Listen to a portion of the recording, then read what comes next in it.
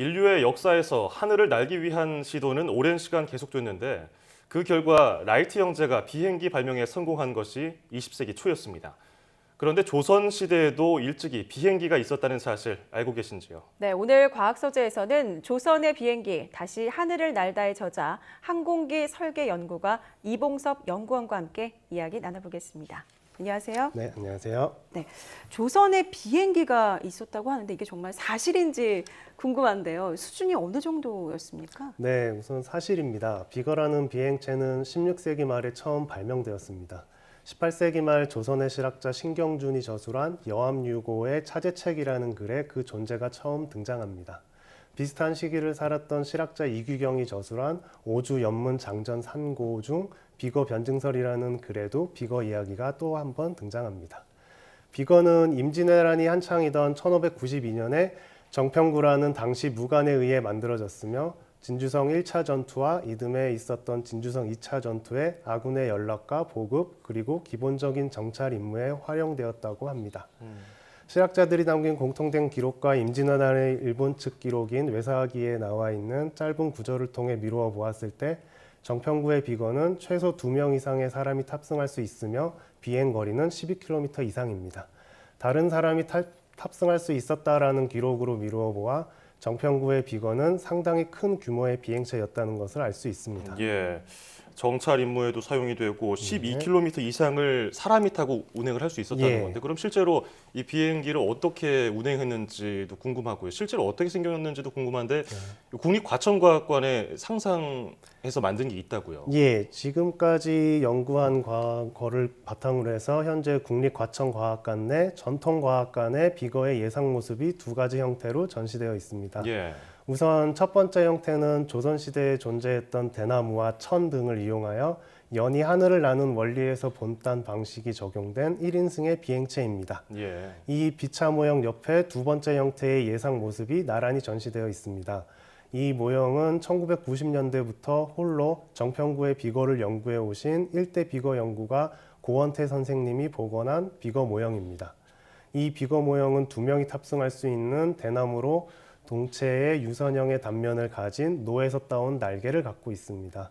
현재의 비행기의 날개와 같은 원리로 하늘을 날며 추진기관으로는 대신기전의 추진체를 채용하고 있습니다. 네, 이 시대에 이거를 만들었다는 게 정말 대단하다는 생각이 드는데요. 네.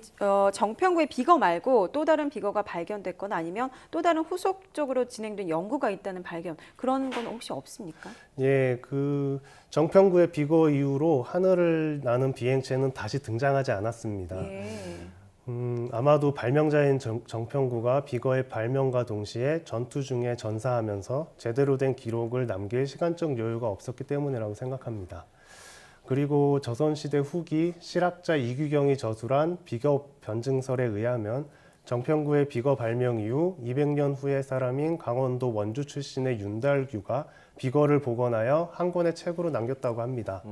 하지만 불행히도 그 책은 후손에 전달되지 못하고 지금은 없는 상태입니다. 예, 네. 그게 참 안타까운데요.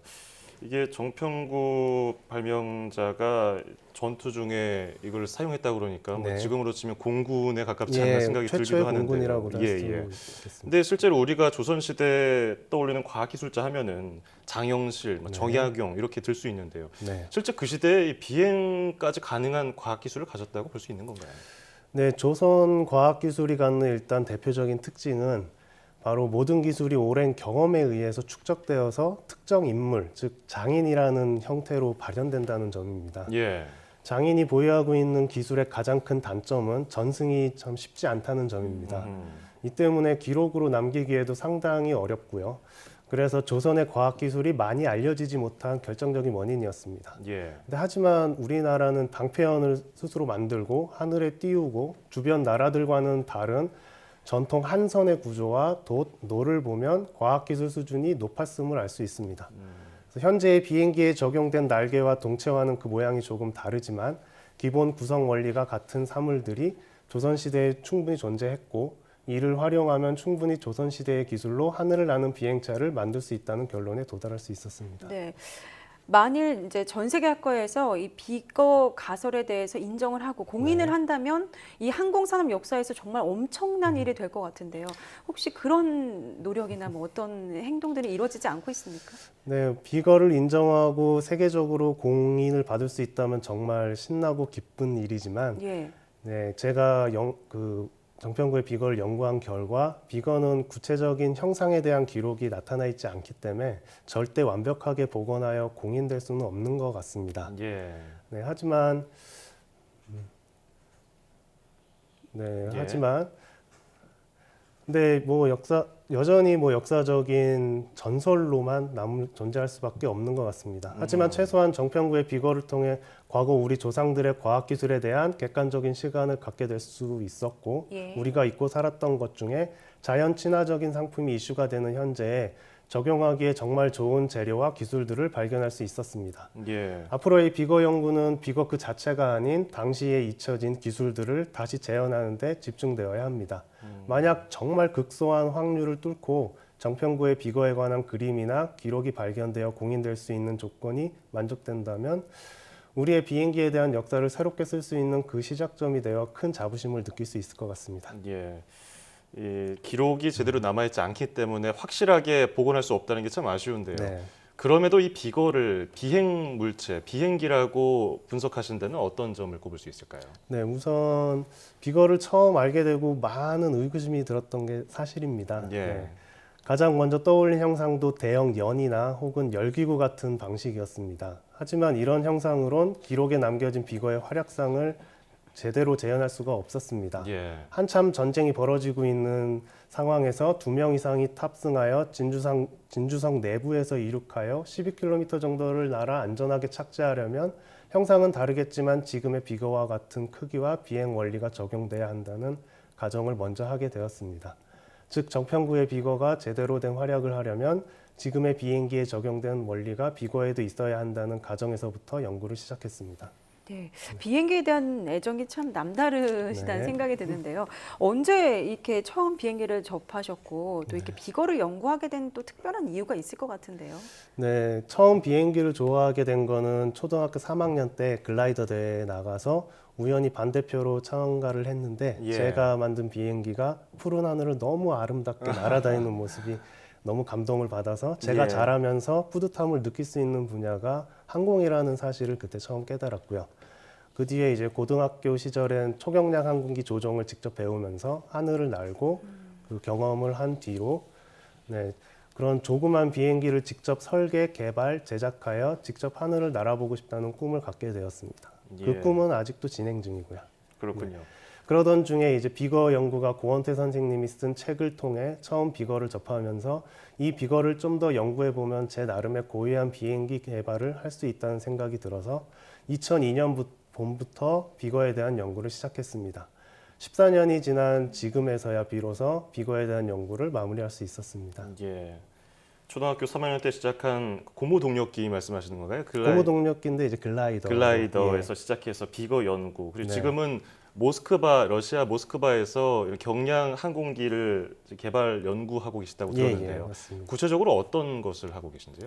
네, 간단히 말씀드린다면 앞으로 이제 최대 2명 이상 탑승할 수 있는 레저용 비행기인 경량 항공기의 분야에도 이제 전동 모터와 배터리로 추진을 얻는 전동기의 시대가 분명히 올 거라고 봅니다. 하지만 현재 기존의 비행기를 단순히 전동기로 전환하는 데에는 많은 어려움이 있고요. 그래서 처음부터 전동기에 맞는 외형과 기체 구조로 이루어진 진정한 의미의 1세대 전동기체를 개발하고 있습니다. 세워놓은 목표는 2020년까지 이 전동기의 프로토타입을 성공적으로 비행시키는 일입니다. 네, 이런 상황 속에서 조선의 비행기 다시 하늘을 날다라는 책도 쓰시고 네. 비거에 대해서 다시 주목하고 계신데 저희가 비거에 대해서 배우고 또 주목해야 될 점은 어디에 있다고 보십니까? 네, 우리나라에서 항공기라는 분야를 공부할 때 언제나 그 시작점이 라이트 형제의 비행기로부터 시작했습니다. 이거는 뭐 어떻게 넘을 수 없는 심리적인 벽이라고 생각이 들었습니다. 근데 하지만 러시아에 가서 이제 유학을 하면서 알게 된 건 러시아나 독일, 뭐 프랑스, 영국 같이 항공 선진국의 경우 항공 역사의 시작을 라이트 형제보다 조금 앞선 자기네 나라의 발명자들이 만든 비행체로부터 시작한다는 점이었습니다. 아하. 지금 우리는 항공산업을 어떻게 보면 새롭게 시작하려고 합니다. 하지만 오랜 기간 우리의 마음속에 남겨진 비행기 개발에 관한 심리적 위축은 다시 한번 우리 스스로 한계를 만들고 작은 것에 만족하려고 합니다. 비거에 대해 배우고 주목해야 할 이유가 바로 여기에 있습니다. 정평구의 비거는 우리 마음속에 있는 상상력의 한계를 느낄 수 있고 그 한계를 뛰어넘을 수 있다는 가능성을 알게 해줍니다. 정평구의 비거를 통해 우리의 상상력은 무한하고 그 무한한 상상력이 대한민국의 앞으로의 항공산업을 이끌어갈 원동력이 되었으면 좋겠습니다. 예, 뭐 아직까지 많이 알려지진 않았지만 우리나라 비행의 역사를 알아볼 수 있는 뜻깊은 시간이었네요.